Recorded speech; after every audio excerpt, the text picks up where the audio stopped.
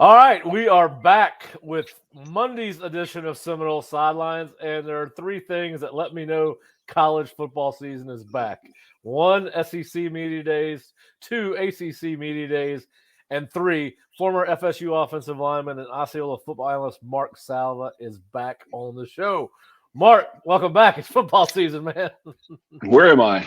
What is this place? Well, it's been a while since you've been on the show. You and I have certainly spent some time talking over the off season, but first, how is everything in Nashville? And how much golf have you played this year? And well, Nashville's rocking as usual. There's always something happening here. It's crazy. I try to avoid downtown as much as possible. The golf question is yes. What is the handicap these days? My putting. Usually, yeah, like everybody. It's like everybody. Right. All right. Well, yeah. Well, listen. First of all, we're glad to have you back. I don't know about you, but when this is the fastest off season I can remember, when I was not directly involved with the football program. You know, when you're involved with the football program, because the calendar is so busy, even the summers go by quick. When you're not involved in football, sometimes it seems like there's the 9 months between the national championship game and opening week of the following next season take forever. Obviously, as you and I were talking about before we started with the recruiting calendar this year, it certainly seems like there's been almost no time between the Oklahoma Bowl game for Florida State and the opening of fall camp, which is about 2.5 weeks away. First week in August, the team will report. Anyway, has it been a slow off season for you? I mean, does it seem like it's? Well, I got plenty to do. Yeah. Make no mistake. So I mean, it goes by, and recruiting for me, I probably don't pay as close as attention as you do. Obviously, I mean, these summer official visits have just ramped up the intensity in off-season recruiting, and the sense of urgency that it is because of the early signing period, right? And so, I mean, there's like no break, and the same as always was that recruiting's like shaving, right? You miss a few days, you start to look a little ratty, right? Yeah. Well, I mean, that is no more true now is more true now than it's ever been because of the recruiting calendar the way it is. And I'll say I'm glad I don't coach anymore the way this recruiting calendar is. I don't know how those guys do it. Honestly. Yeah. And listen, I think the staff for Florida State reports back to work this week. I think they have their what we used to call a hideaway this week. So you and I are going to talk a little bit about that. But the reason we actually brought you on was for recruiting. And the main reason for that is because Florida State got commitments from offensive lineman Ty Hilton and Jonathan Daniels on Thursday and Friday of last week. And, of course, there's probably no one better associated with the Osceola to talk about offensive linemen than you, Mark. You played at Florida State, started on the offensive line, then obviously spent time at Florida State on staff. And for our subscribers, listeners, viewers who don't know, Mark was also offensive line coach at the University of South Carolina for 5 years. And before he went into private practice, but still, you've been training offensive linemen. So when we started talking about Seminole Sidelines for this week, it made perfect sense to bring you on, get you back in the groove, so to speak, particularly so that we could get your opinions about Jonathan Daniels and Ty Hilton. Obviously, you and I have both watched their film, both impressive, but and I had my chance to talk about both of the kids last week, even though I did go back and watch Jonathan's tape again this morning. And we'll start with him because he was the first kid that committed to Florida State as an offensive lineman for 2024, and they beat some impressive programs out for him. Georgia was in there, LSU, Kentucky, among others. And, listen, there was some concern after losing Jason Zandamela to USC, Manassi Atiti to USC, Derek Plaz to Miami. What was going on with the offensive line class at FSU from a high school standpoint? They seem to have answered those questions emphatically, that they were still in business. They were still getting who they wanted. And so just talk a little bit about your takeaways on Jonathan. Yeah. Let me preface it by saying this. We're going off of highlight clips off a junior tape, right? And we just finished talking about the recruiting calendar.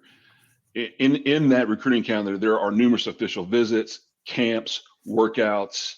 I mean, there's all kinds of things that go into evaluating players beyond just what you see on the tape. So, my comments here are strictly based on about 15 highlight clips from a junior tape, right?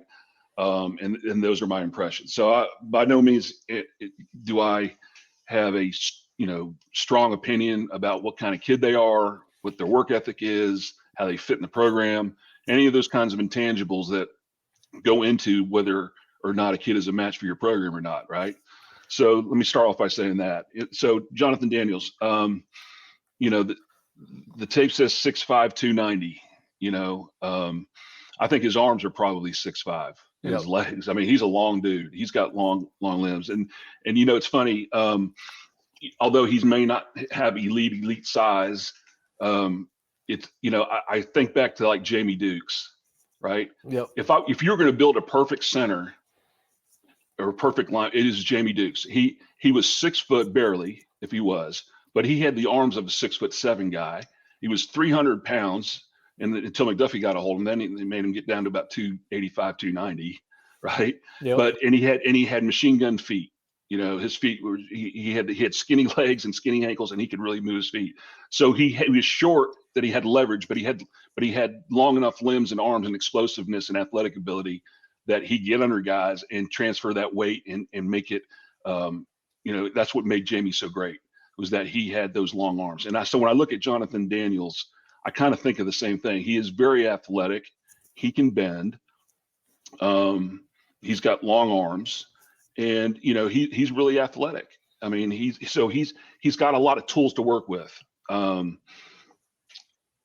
think the thing that I see in him is, and this goes with Ty Helton too.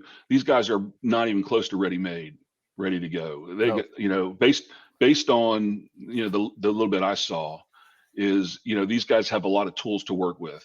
And it's funny because I look at both these guys, and it just strikes me that Alex Atkins obviously has a type. Right. Right. Yeah. I know you like blondes, right?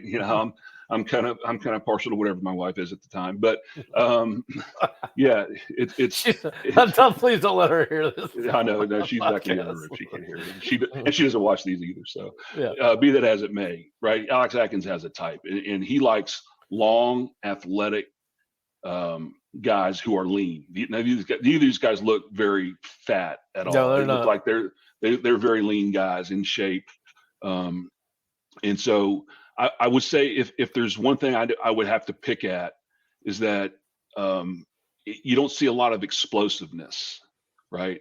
And so for me, it all depends on how you weigh certain abilities and certain characteristics, right? I'll tell you what he does do is he sticks on blocks. Once he gets into a guy, he maintains contact, and that takes a lot of athletic ability. And so, when a guy tries to throw him off, when you say a guy can bend, most people think, well, he can get in the stance, right?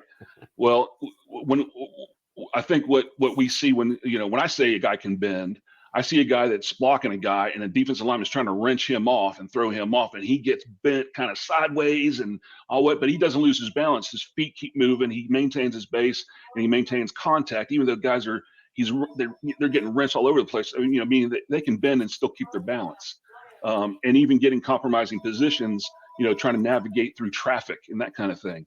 And I see this guy has that ability to do that. He can bend, and he can get on a block, and he can stick on guys and apply his foot pressure pretty consistently. I really didn't see him go against a lot of great competition. I'll say that. I'm looking at the guy, on the highlight tapes, you're looking at the guys he's blocking. I'm not seeing a lot of, 6'5", 290-pound guys like he's going to have to block. No. So how is he, and so that goes back to, okay, let's go back further in the evaluation process. What were his results in camps when he did go against those guys? Must have been pretty good, or else he wouldn't be as highly thought of. So I'm going to assume that he can hold his own in that regard. But when you put the pads on and you got to come off the ball and knock somebody off the football, I don't see that explosion as much. Speed off the ball. But the way guys block these days, that's not a huge priority for a lot of people. It's like, can I get on a guy? Can I stick? Can I pull across the formation, navigate traffic, turn up in the hole, and get on somebody and stay on them? And I think he can do that.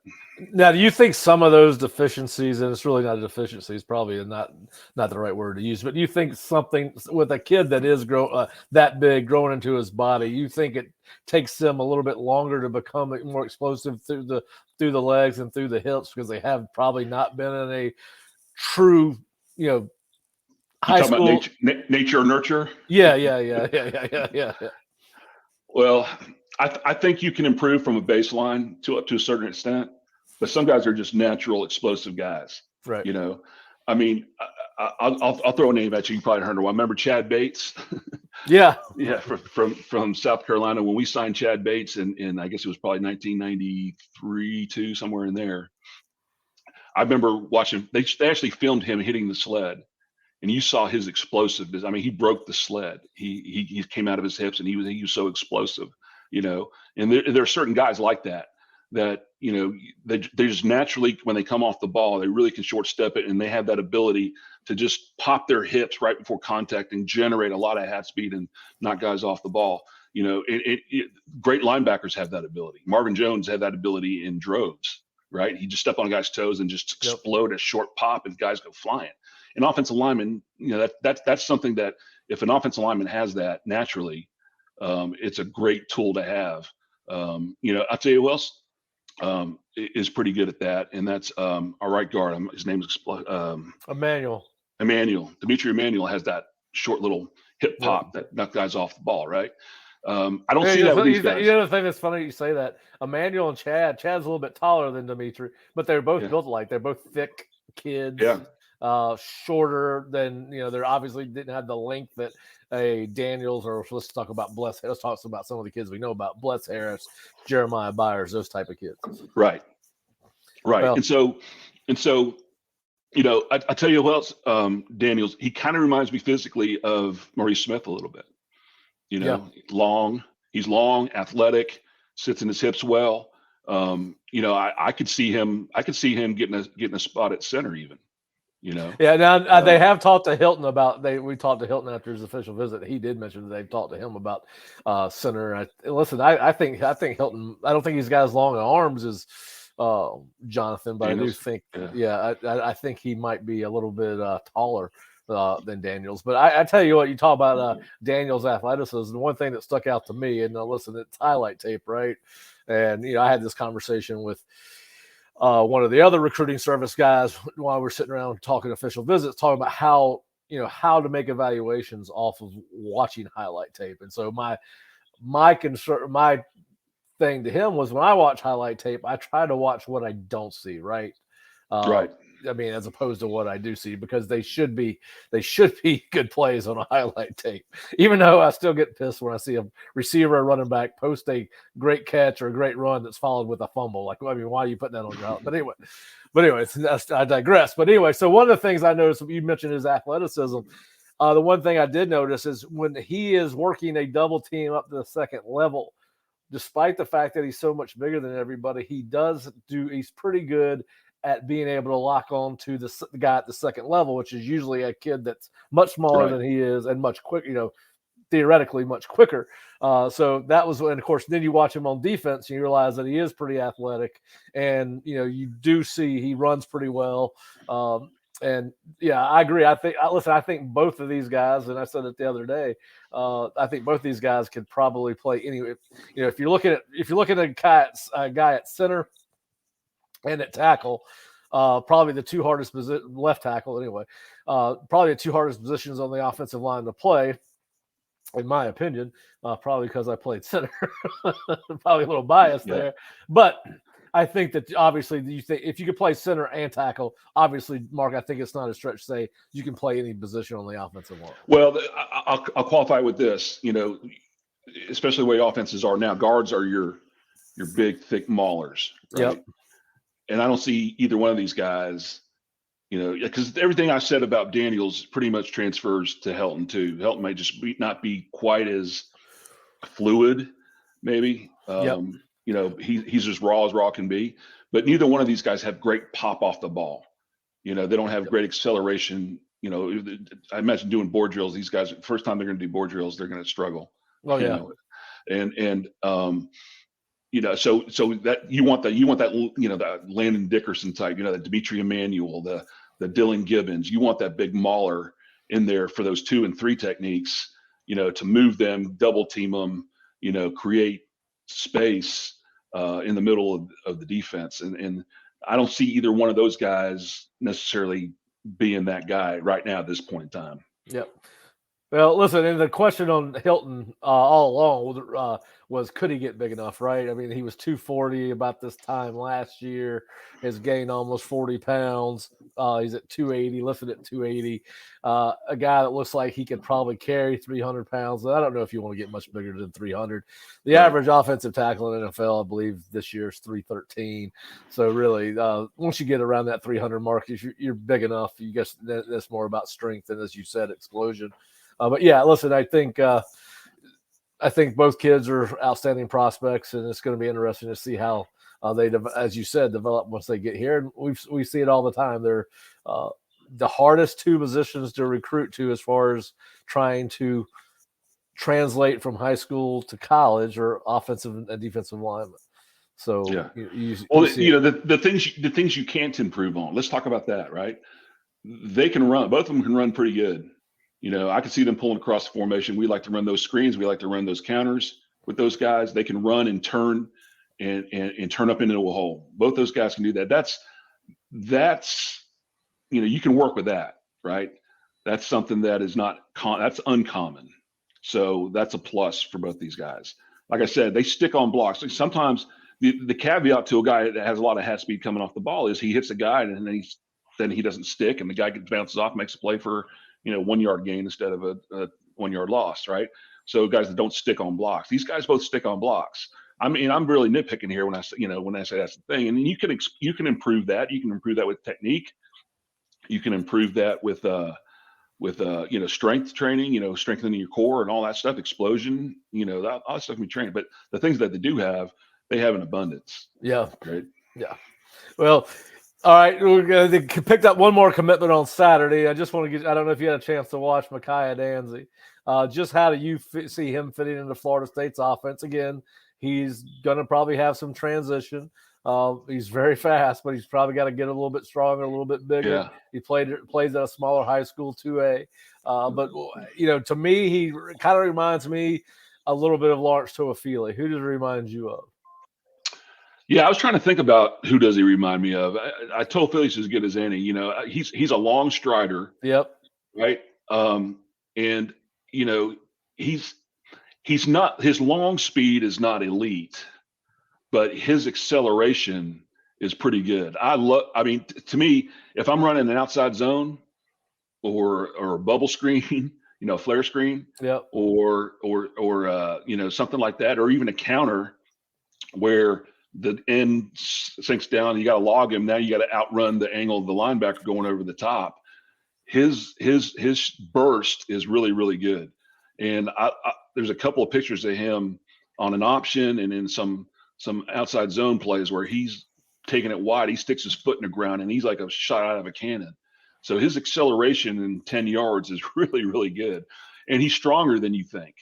I saw him run out of a lot of arm tackles. He's deceptively strong, hard runner. So yeah, guy's got a lot of tools to work with. I saw, he caught a nice screen in traffic, turned up and scored a touchdown, so there was a lot of bodies around him, made the catch, no problem.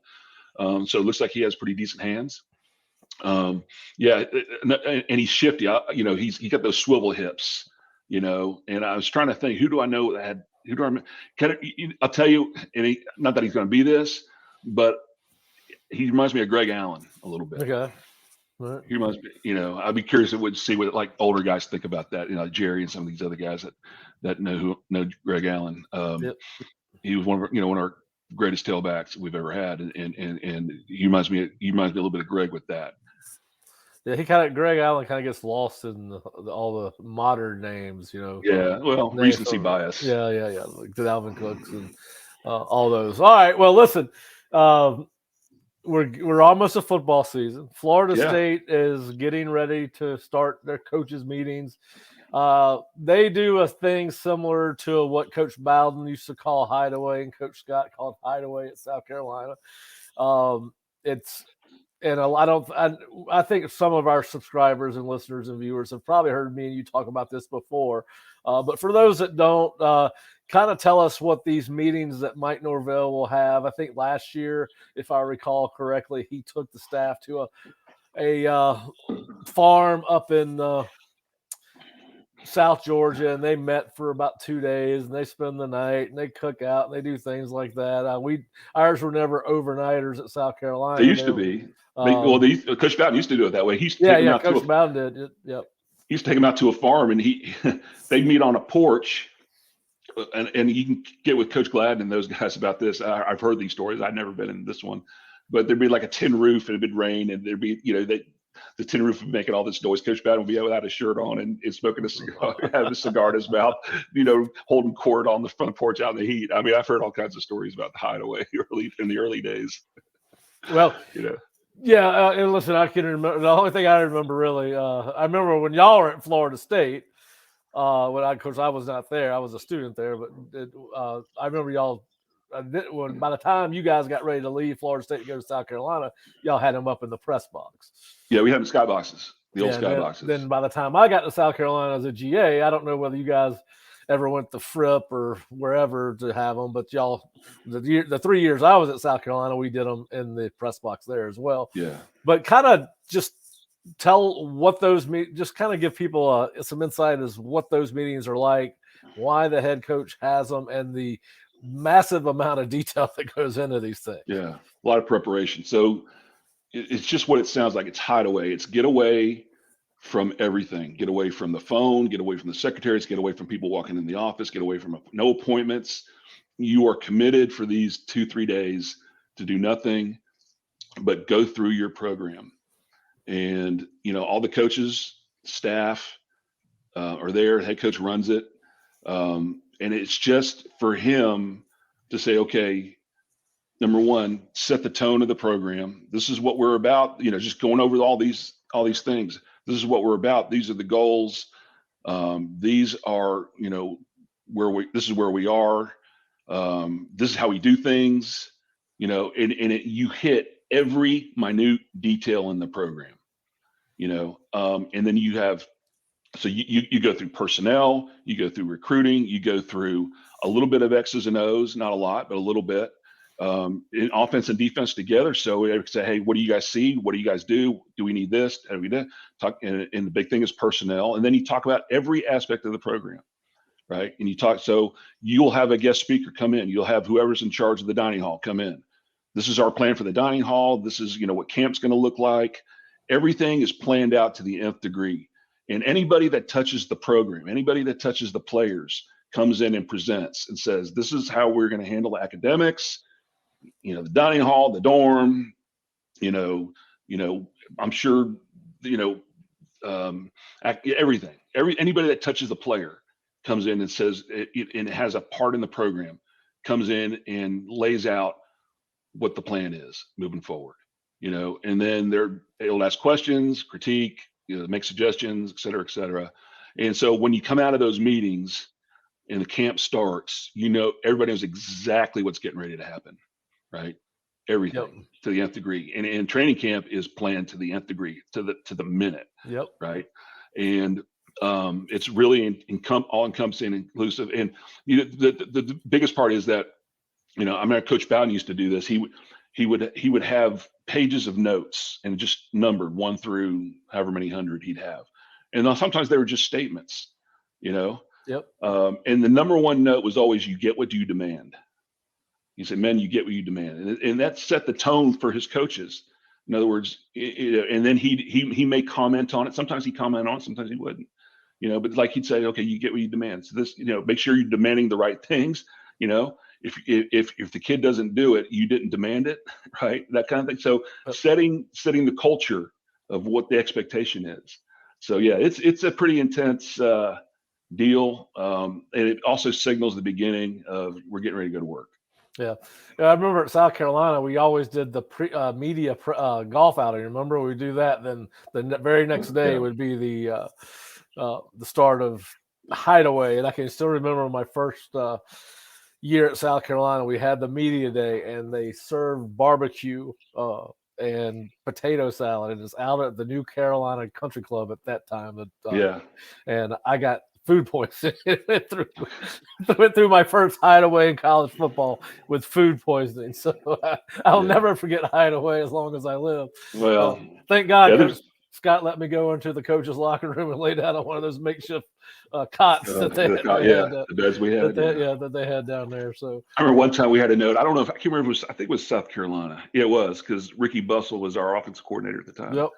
And one of the notes that Brad had was, and Steve Taneyhill was our quarterback. He goes, do we need protective boots for Steve?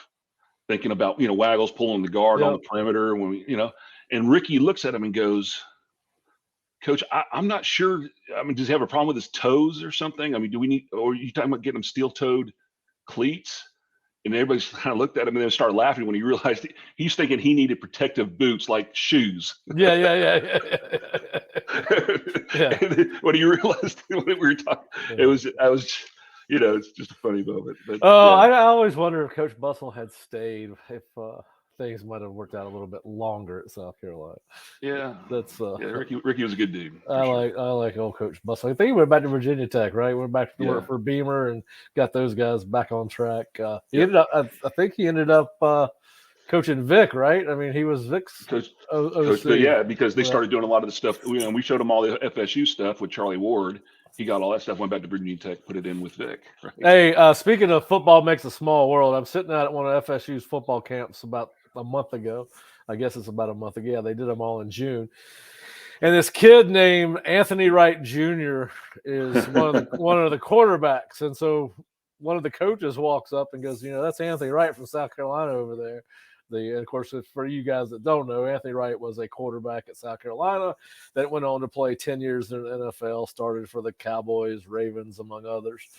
We recruited him. Yeah. So anyway, I got to run into Anthony. So it was kind of, the football makes for a small world. And of course, the fact that he's got a son getting ready to go to college makes me feel extremely, extremely old. But anyway, football makes for a small world. All right. So we've talked a little bit about hideaway. Now I want to talk to you. Listen, I've been doing some research with some other teams for some message board posts and that kind of thing. And one of the things when I've gone through this thing that I've had to start doing, which is I've not done in years past, is how many, who they get in from the portal, where are they going to be better at than they were, where are they trying to fill holes? And so I want to ask you this question. Obviously, Florida State brought in another batch of transfer portal guys this year, before spring, after spring. So I wrote 4 guys down that really stuck out to me as guys that have a chance. All 4 of them have a chance to have a significant impact on FSU season. But if I gave you Fentrell Cypress at quarterback, Daryl Jackson at defensive tackle, Keon Coleman at wide receiver, and Jeremiah Byers at offensive tackle, which of those 4 guys do you think has a chance to have the biggest impact on Florida State's 2023 season? Who will or who has a chance? Well, let's see. Who will? Let's go with who will. Well, now let's go with who do you think has a chance? Because here's my thought on these 4 guys. Okay, I'm not worried about our offense scoring points. Right. Regardless of whether Keon Coleman or Jeremiah Byers are in this lineup, we're going to score points. I agree. And so now it becomes, can we stop anybody? Which we can, but can we make the big stops? And do we have playmakers on defense? Right. Jared Verse is a playmaker on defense, all established. Kalen DeLoach has been a playmaker for us on defense. Shane Brown has made some big plays on defense, but do we have difference makers and playmakers on defense? And so for me, hopeful that Cypress and Daryl Jackson can be 2 guys that can make big plays, big stops, big interceptions, big tackles on defense that are difference-making plays for us to win ball games. So if we're going to get to where we hope to get to, those 2 guys have to be performers, because number one, we don't have a lot of depth at those positions. We got plenty of depth at wide receiver, and honestly, I can't believe I'm saying this. We have depth on offensive line. Yeah. And so but at those 2 positions, we need those guys to be elite players, or it's really good players. So that's That's my take on that. Yeah, well, I agree with you. I think that if Keon was not here, you're still excited about the Florida State offense. If Jeremiah's not here, you're still excited about the possibility of Florida State having one of the best offenses in the ACC. Now, I think they're just that much better because those guys are here. Oh, no question. Not to minimize the impact they're going to have, for sure. I mean, yeah. I think there's more questions on the defensive side of the ball. I keep on going back and forth because if Fitzgerald can turn into that lockdown corner and stay healthy, it gives Adam Fuller some options to possibly cross-train some guys at safety where they're not particularly deep. You've got right now, based on my two deep, you've got a true freshman at one safety, backing up at one safety, and possibly a redshirt freshman, Ashley Barker, backing up at the other. And then, of course, you look at Daryl Jackson. I think that you got, and we haven't even talked about the Fisk kid who did not go through spring. But I think I go back and forth because I really think it's important that the tackles be successful defensively to allow the linebackers to run and hopefully keep, the linebackers healthy to allow. I mean, listen, it's not like protecting the quarterback. The linebacker is going to take hits no matter what. But one of those hideaway notes Coach Bowden always used to have, it was probably note number 46, maybe. The team with the best defensive tackles usually wins. Yeah.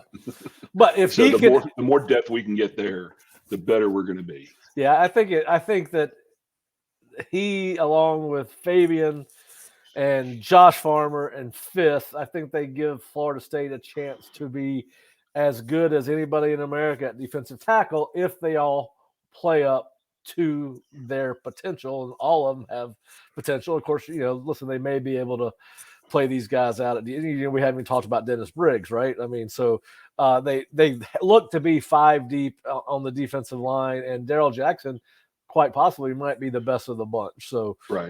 And listen, I think he's helped make Fabian a better. Now, I think there were 2 parts. Fabian had never been completely healthy until this spring, right? This is the first time and you saw a difference in the way Fabian was able to play. Now, was that health? Probably, part of it at least. And another part of it is he's forcing those other guys to get better, right? Those iron sharpens iron. We talk about it all the time. Oh yeah, competition. The more competition you have at positions, the better you're going to be. I mean, we know that from our own experience. Yep. In the history of our program. I mean, that's why. And you look at the ones that are elite now, they keep recruiting elite players, and that competition just breeds excellence, right? Yep. And so you are fighting for your job every day, and that's the kind of atmosphere and culture you want in a program, because that only makes you better. It's easy to say, yeah, if you get 1% better every day, 100 days you'll be 100% better, whatever.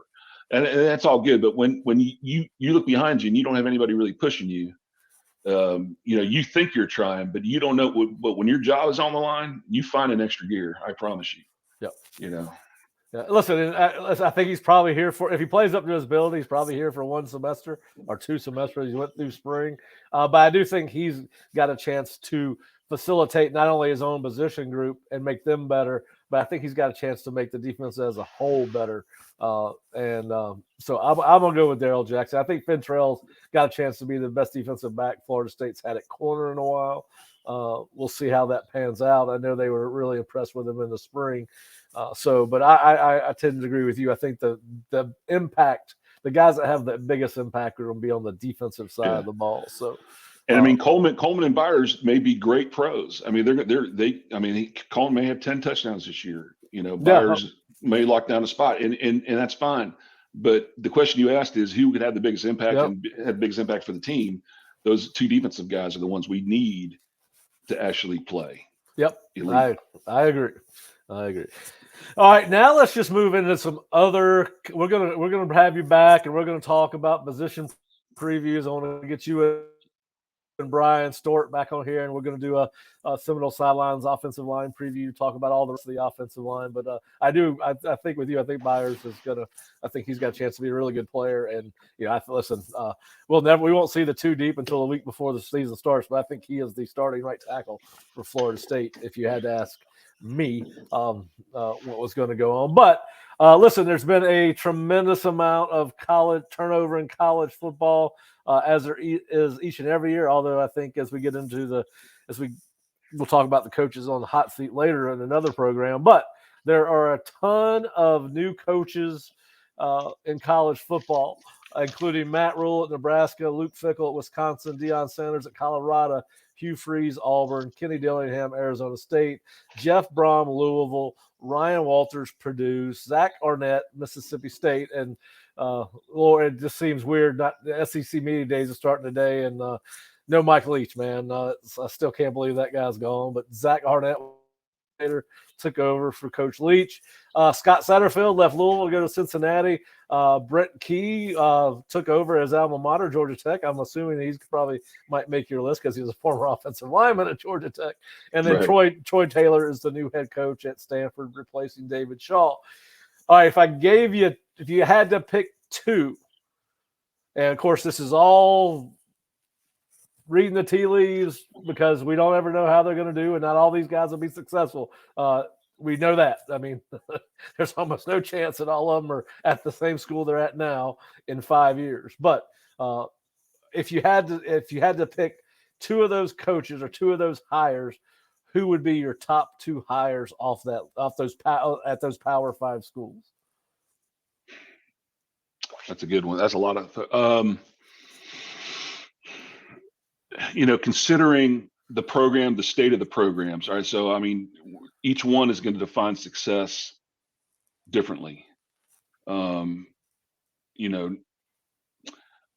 has a different definition of success than probably Colorado does. Right.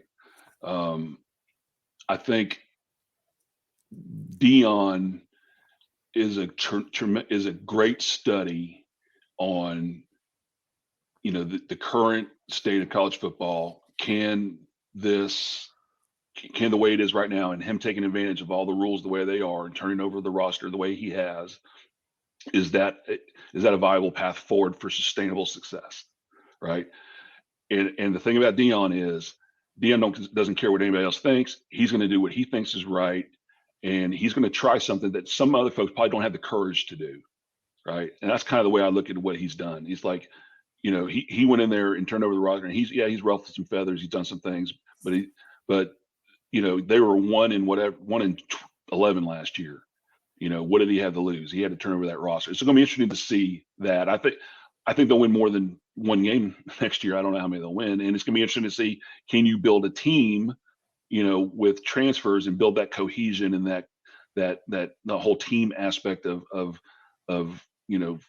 what free agency brings. You kind of lose some things there when you guys, new guys every year, every week, every whatever, right? So that to me is really interesting. Everybody's watching that to see how that turns out. Well, that was going to be one of my questions for you down the road. I probably should have left Deion off this list because I was going to ask about him anyway. But we've had 8 months to watch what has been basically a media circus in Boulder, whether it's been some ESPN, a Fox, or even Deion's son's own media company covering the program. But listen, the rubber's getting ready to meet the road. All the creativity from the media standpoint, all the turnover the roster, all that's about, you're gonna have to put the cameras away and get the business right. It's time to figure out whether Deion can be a head coach. And no disrespect to Jackson State or the high school that he was coaching at in Texas, which I think he owned the high school. But this is different. This is a different beast. He is now playing big boy football. You mentioned you played with him. You might even been a GA before. I don't know. Y'all played together. No, we played together. Yeah. He has just 3 starters returning from his last year's Colorado team. Famously has brought in a lot of transfers, including his son and Travis Hunter, and signed the Kamani cornerback, McLean. But he opens up with TCU. He's got Oregon and USC in 3 of the first. He's got TCU, Oregon, and USC in 3 of the first 5 weeks of the season. Finishes with Utah. And of course, he's got the Arizona States, Washington's he's got his Pac-12 schedule, whatever that is. How do you think he's handled the transition, and how quickly do you think it will take him to be successful, if he can be successful? Here's one thing I would bet against him. Now, again, what defines success for them? We used to say win the ones you're supposed to win, and you can pick off a few on the way, right? Which are the ones he's not supposed to win any of them. They were the worst team, one of the worst teams in college football last year, right? Yep. So, is it realistic they're going to beat USC, and they're going to beat Oregon? No, of course not. Utah, probably not. But with the roster, and I haven't studied the roster, so I don't know, but I would think with some of the transfers he's brought in, I know he's got some of our older guys. He's got McClendon and some of those guys, right? Yeah. I would think, those guys were good players for us. And if the rest of those transfers were on that level or even a little better, then he's probably improved his roster. Now, can they build a cohesive units on both sides of the ball, cohesive team? I think, that's probably one Deion's strength, and the good thing he's the head coach and not necessarily the coordinator. He's got coordinators. What's his our old coordinator for defense? I know the guy you're talking about. Was at Alabama? Yeah. I keep on wanting to say Jeremy Pruitt. No, that one. That's just because that guy ain't coaching for a while. That's just because I've been reading about him a lot lately. But I know exactly who you're talking about. So all that being said, it's like I said, it's going to be interesting to see what that looks like, because he did something that everybody says, well, it took a lot of courage, in my eyes, a lot of courage to do, is to totally turn over a roster like that, because there's a lot of risk. A lot of guys just like, I want to hold on to something. What if I don't have enough guys? And of course, that's one thing we're all looking at, right? What does the roster look like? How many scholarships does he have open? And so it's going to be hard for them. So I think the way college football is now, if he's got the backing and the support of the university and the supporters, the people that are important, I think he can be relatively successful, and by that I mean have a winning record in 3-4 years. Yeah. And I think that's probably pretty realistic. And who knows? Maybe you knock off have a few big wins here or there. He's got some elite players. And especially those two corners are going to be elite if they're they haven't played much football yet, but they're elite talents for sure, right? Yep. So if you have that, you got a chance for sure. And so we'll see. Well, I agree with you. I think Deion's on that top new hire list. And I think, listen, and here's the reason why. Whether you're pulling for him or against him, it's going to be much watched television. Listen, I want to find out if all these transfers were the Gucci he's talking about, or are they actually Samsonites in disguise, right? I mean, he's done a lot of talking. Look, here's what I know about Deion, and this is from personal experience. The guy, obviously very flamboyant, very charismatic, but he's also the hardest working guy I ever knew, right? The guy busted his tail. He always has, and he's very smart, right? Oh yeah. So I wouldn't bet against. I mean, he's trying something different. Yep. And I think that scares a lot of people, and it messes up the status quo. And you know what? It does. But you know what? But that's where we are in college football right now. And he's testing the limits. And so if this is the way we want it to go with paying players and having free agency and transfers and giving all this money to coaches and players and all the money that's out there, if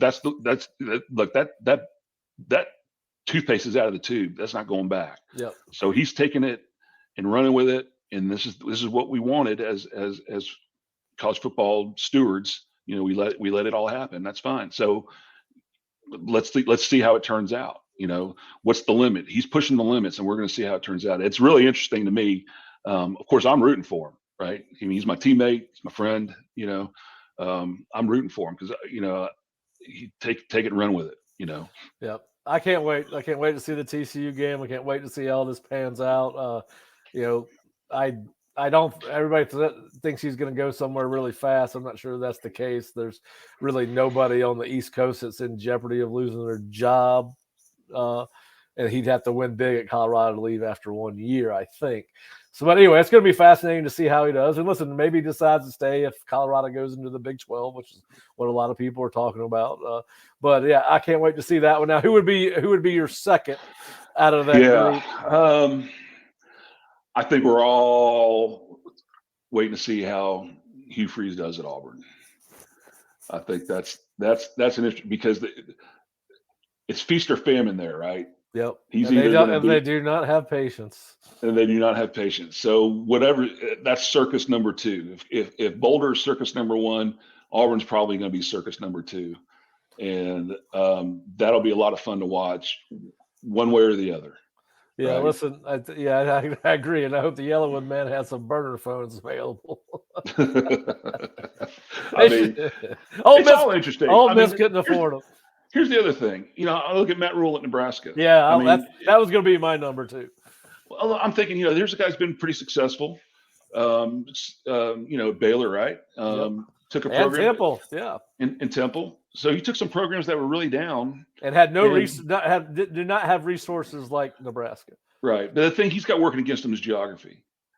And, so being able to recruit to Nebraska, it's not like the old days, where you could sign 120 guys and, going down into Texas and California and Louisiana where they got a lot of guys,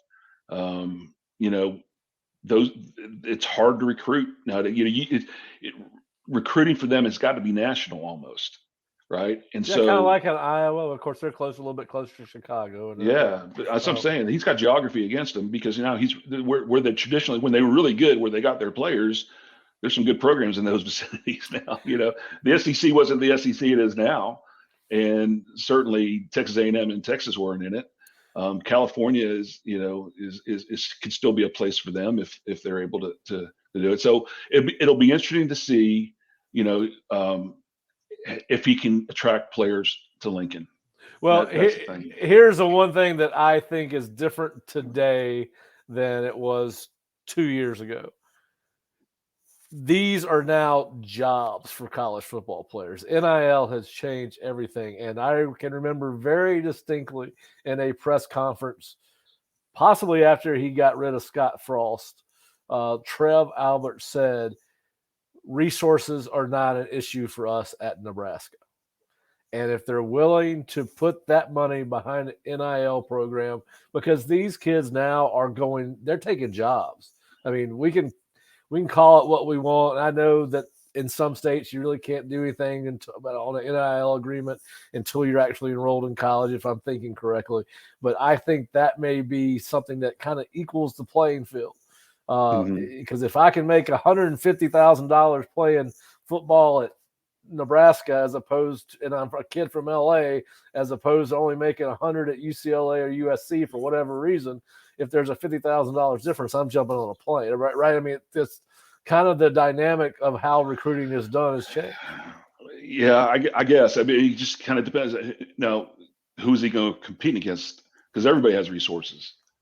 Well, some have more than others, right? Some have more than others. So is he competing against the others, or is he competing against, the Texases, the Texas A&Ms, the USCs, the SEC schools? I mean, you go fly a kid up to Lincoln, Nebraska in January, and say, I'm sure they did a ton of visits in June.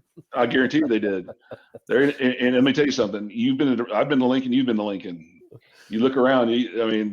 It's pretty flat, and there ain't a lot there except corn, right? And so it'd be like I said. It depends who they're competing against. Where they get players. Now, can he make it attractive with a winning product? And that was always the great equalizer. Right. Is that they had a winning product. They had a culture that was attractive to a lot of guys, and they were able to bring some of these players in, and however else they did it. Right. Yeah. So listen. Yeah, if you can win at Temple, I think you can win just about anywhere. And then he took over a dumpster fire at Baylor. Yeah, but Temple, you know how many players are around Temple? I mean, there's a ton of players. I mean, you're in Pennsylvania. You know what I'm saying?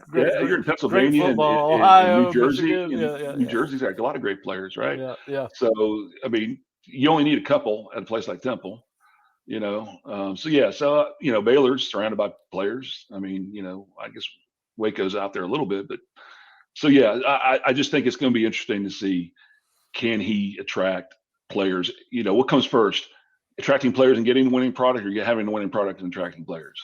Yeah. You need a little of both, right? Yeah, it's going to be interesting. He's got Jeff Sims and the kid that used to be at Florida State that's related to the 49ers quarterback. I can't remember his last name. Golly. The kid, the rookie that started for 49ers this year. Yeah, I forget his name too. Yeah. Anyway, I'll tell you who'd be better too is I think Georgia Tech can get a lot better. I think they'll be. I think Brent Key's going to do a good job. Well, who I think is a good fit for his school is Jeff Bronk. I think he's got a chance to. I thought Satterfield underperformed there, and I like Scott Satterfield. I think he's a very good coach. But yeah, so all right, so we got that was a good discussion. I can't wait to see how these guys do. And listen, you're right, Freeze is going to be he's as polarizing a figure as Jimbo, and so it's going to be fun to watch how he does and how patient the Auburn folks are with him, because Lord knows they can't fire another coach in basically less than 2 years, because they basically had fired what's his name before last season started. All right, so another hot topic in college football over the course of the last week and a half has been the situation with Pat Fitzgerald at Northwestern, and obviously he was fired for allowing hazing in his program. I got a couple questions for you on that. A, were you surprised? B, thoughts on how the university handled it? And I think particularly back when you and I played, hazing in some form or fashion, either acceptable, meaning not demeaning, or unacceptable, happened. And hazing has been connected to football, fraternities, whatever, for years and years and years. And my third question, other than were you surprised and how it was handled, and I always, even when I was playing at Sanford in high school, I never quite got the hazing part of it. And now at Sanford, it was, hiding your jock strap or hiding your helmet as a freshman, and having to go ask the coach or equipment manager, hey, can I borrow a helmet? Mine's missing. Some of the upperclassmen took it. You're not going to find it if they don't want you to. But why in a sport where your manhood is tested almost daily, or at least it used to be, how come hazing would still be necessary in a sport like football? Yeah, I mean, I'm no sociologist, but I imagine it has something to do with the brotherhood, right? There's a rite of passage to be admitted into the brotherhood. And that's a serious thing, for guys that have been through, a lot together. I'm not going to equate it to war. War is a totally different thing, but it is a group of guys that work hard towards a common goal and have been together for a long time. And here's some new guys coming in, and they're just not going to come in and just assimilate right away. There's got to be a little bit of rite of passage. So the other thing is to be cognizant of the times that we live in, right? Yeah. Knowing social media, cameras everywhere, nothing's swept under the rug or secret anymore. Everything is out for everybody to see, and being cognizant of that. And of course the sensibilities of communities, I'll just put it that way, especially university communities. So all that taken into account, the hazing thing has got to take, it's that rite of passage, I think somehow has to happen. I think there's, or at least it feels like it needs to happen in order for the newcomers to like I said, assimilate. Yep. And what form that takes obviously has to be muted compared to what it was in years past, because the standards are different. Yeah. And you got to be cognizant of that, and people need to be smart about that, and you need to be able to communicate to your players and your team about that. We all heard horror stories of stuff, as recent as I guess Northwestern, but I've heard things in high school. I remember an incident locally here not too long ago. It was really ugly. So that stuff happens, and I remember, what we would do is we would have a night during camp where all freshmen would wear towels as diapers and have to perform a song or a skit in front of all the coaches. And I think even some of the coaches' wives would be there. That was it. Coach Bat was up there and laughing, and everybody laughed, have a good time. You watch Hard Knocks, and they make the rookies stand up and sing their fight song or sing a song or something, right? So there's some form of that somewhere along the line, and well, I think it's different. I just think, to me, that's what it is, and now as far as the Northwestern thing, I got to admit, I haven't followed it all that closely. I just kind of read the headlines, so I don't know the details on it. But there's just been innuendo that there are some things that could equal either sexual assault or sexual harassment because of the way the hazing's was done. Now, no one's read the report yet. The report has not been released. I think that's going to be interesting. But based on what some of these players are saying, it went from an acceptable level, as you're talking about, performing skits, which we did at Sanford, same way that y'all did it at Florida State. And then based on the two. So it was ugly. It was the bottom line. It turned ugly. So look, and these things that happened it's just part of the part of the way that things are done in things like this. So I think, to me, you just got to be smarter. This isn't 30, 40, 50 years ago. But there's something about having to have a rite of passage, and it doesn't need to be a Lord of the Flies situation. It doesn't have to be, guys absolutely humiliated to the point where, they're harmed or they're, scarred for life. I mean, that's obviously taking it too far. Yeah. All right. Well, let's move on to something more positive. But I did want to ask you your thoughts on that, because it has been one of the bigger stories, and now the off the field stories will take aside after these next 2 weeks of media. We'll get back to on the field stuff. Listen. Obviously, Mark, expectations are extremely high for this FSU football team. I'm hearing a lot of talk over the last 3 or 4 months from guys that I know in Tallahassee and, reading social media, where most people at Florida State think that a 10-win regular season and an appearance in the ACC championship game are a lock.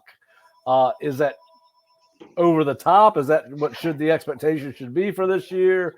Should we maybe temper our expectations? I don't think you would water them down much more past that. But what are your and we're going to have a ton of time to talk about this over the next month and a half. But just at face value, my initial thoughts are this: I think a realistic goal is a conference championship. I think that's a realistic goal. Yeah. I think a playoff. We don't have a playoff roster yet.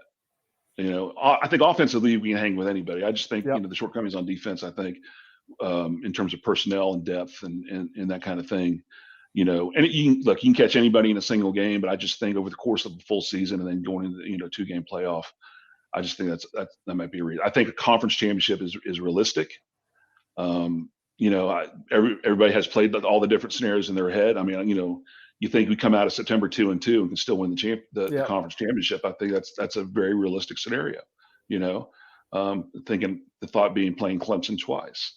And so that to me is probably more likely than us going undefeated the whole year. And if we did that, right, what would it take for us to get to that point? Well, we'd obviously have to come out of the gates really hot and beat those first two. Those 2 September games would have to be good wins for us. Jordan Travis. It means if we run the table or even just with one loss, it would mean Jordan Travis is out of his mind, right? It means he's healthy, and people are saying he's a Heisman. He's only a Heisman candidate if the team is in that elite level. If he carries the team to a 1-loss record, 2-loss, I don't think he wins it. 1 loss, I think he has a shot. I think he goes to New York. I think AC, if they are in the ACC championship game, I think he's a legit candidate. If they're not in the ACC championship game, I don't think he's involved at all. Okay. I think he has to win it. I think he has to win it. Okay. All right. You think he's got to win the ACC? Yeah, I think we got to win. I think we got to win the league with 1 loss, and that's the only way we get in the playoff too. right? I don't even know we get in a playoff with one loss, but assume we lose to LSU or Clemson, one of those, and run the table and win the league. I think we probably go to the playoff. Well, I right? think you lose to LSU. If you lose to LSU and beat and Clemson, then if LSU were to go on and win the SEC, then I think you could probably get back into the playoff picture. Yeah. So to me, those are the scenarios that, I think the realistic expectation is let's win the league first. Everybody wants to talk playoff. We hadn't even won the league since 2013, 14, whatever it was, right? Yeah, 2014. 2014. So let's do that first, and if all along the way we catch fire and things really start clicking, then we can see, where that can take us, So yeah, but a lot of things got to happen. Everything's got to fall into place. Injuries are going to play a key role, especially on defense. And then we'll see. But I'm excited about this offense for sure. I can't wait to watch it. Even if Jordan got hurt, and depending where it was in the season, I think Tate's probably good enough with the things we have around us on offense to still score points and win games. Well, and I'm going to have a question for you. We're going to get together as a panel, and one of my questions for you guys, and I'm sure if another media organization listen to this, they will probably steal this question because there has been some of that going on. But because you're so loaded on offense, are you more aggressive this year? And because it's his last year, are you more aggressive with how you use Jordan Travis than you were last year? I think you pick your spots. Yep. There'll be places where you do, like against Florida, yeah, for sure. Against Miami, yeah, sure. Against Clemson, yeah, sure. But if we're handily, I can't believe I'm saying this, but if we're in the middle of our schedule, in NC State and some of these other schools, I don't think we play NC State this year, do we? No, we do not. We're non-divisional play for the first time. Yeah. So yeah, be that as it may. So we're in the middle of our schedule. The Midland ACC teams. Do we need to take that risk if we're handling things okay? No, of course not. And we don't need to be. I mean, we got running backs, we got receivers, we've got offensive linemen, we got tight ends. We got all kinds of toys to play with. That he doesn't need to be the guy that's running out there dodging 10 guys to try to get in the end zone, put his head down and get his head taken off, right? Yeah, I think there could be games where his uniform is not even dirty. Yeah, hopefully. So we'll see how it plays out. All right. Well, listen, we've been on here a little bit longer than I expected, but I hope everyone enjoyed it. If you're not a subscriber to the Osceola, please go to the Osceola.com or FloridaState.rivals.com. Check us out. We do have some free content. We've got a lot of great stuff on our premium recruiting board, fish bits, evaluations on the last 3 commitments are on the premium recruiting board. Obviously, now that we're in football season, Mark will be back with us pretty much on a weekly basis as we will bring back first impressions, our post-game analysis. Mark, on the weekends he's available, will be with me on post-game. We will do that right as soon as the clock hits double zeros. We will get on as quickly as we can on our YouTube channel, Twitter, and Facebook. So that's right around the corner. I think Mark's going to join us at the LSU game, correct, Mark? I'll be there. And, of course, the Osceola will have some special events going on around the LSU Florida State game in Orlando. As Jerry Cutts, our publisher, gets us the details, we will release those, but that'll be here quicker than any of us can think. We are 6 weeks out, I believe less than 6 weeks out from that now, but it is my favorite time of the year. We're talking football again, and we're talking football with football right around the corner as opposed to football months away. But anyway, Mark, I appreciate it, man. It's always great to see you. I know our viewers and listeners love it when you're involved with the show. They get insight that they cannot get from any other site that covers Florida State. I do not believe there's another site that has 3 former college football players offering analysis, and we appreciate you so much for taking the time out of your busy schedule, but you do offer Florida State fans an insight they can't get from any other organization that covers Florida State. So we appreciate that, and we will be back Wednesday in some form or fashion, whether it's me or Aria or Bob or Kurt. We'll be back on Wednesday with more updates on what's going on with Florida State athletics, not only just football, but also I know baseball signed some new players and has players playing summer league ball in Cape Cod. And so we'll have more Florida State information coming up for you on Wednesday and Friday of this week. And thanks for joining us again on Seminole Sidelines. Mark. Go Noles.